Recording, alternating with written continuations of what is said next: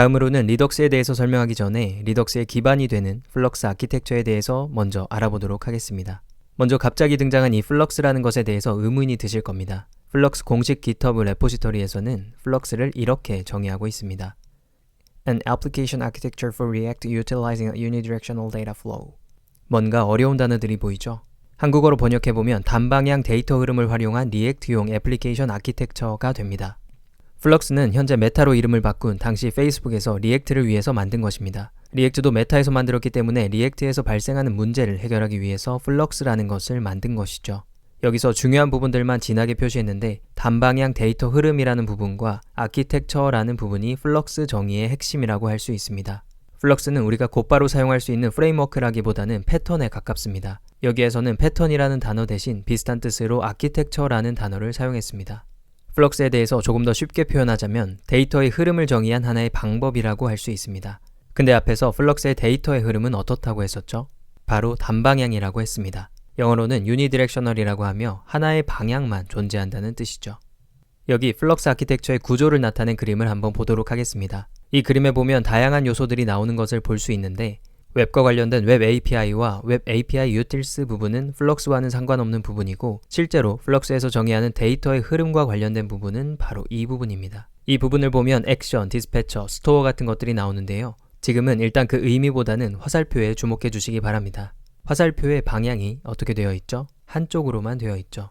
지금 그림상으로는 시계 방향으로 한쪽으로만 화살표가 그려져 있습니다. 이 화살표가 가리키는 방향이 바로 데이터가 흘러가는 방향입니다.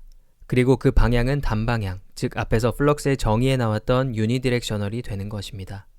그럼 이번에는 플럭스에서 데이터의 흐름 부분만 나타낸 그림을 보도록 하겠습니다. 먼저 액션에서 출발해 보도록 하죠. 액션은 데이터의 흐름에 변화를 주기 위한 어떤 동작이 발생한 것이라고 보시면 됩니다. 그리고 그렇게 발생한 액션을 디스패처가 받게 됩니다. 영어 단어 디스패치는 발송하다, 파견하다 라는 뜻을 갖고 있습니다. 연예인 스캔들을 다루는 유명 매체 이름과 헷갈리지 마시기 바랍니다.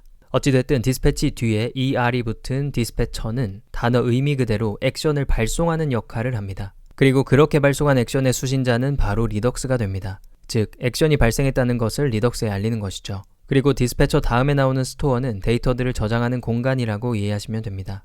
디스패처를 통해 변화된 데이터가 스토어에 저장되고 마지막으로 실제 사용자가 보게 되는 뷰에는 스토어에서 가져온 데이터를 보여주게 되는 것이죠. 그리고 뷰에서 또 다른 액션이 발생하게 되면 이건 역시 동일한 흐름을 따라서 처리됩니다. 단방향으로 말이죠. 이렇게 단방향으로 데이터의 흐름을 정의한 것이 바로 플럭스 아키텍처입니다.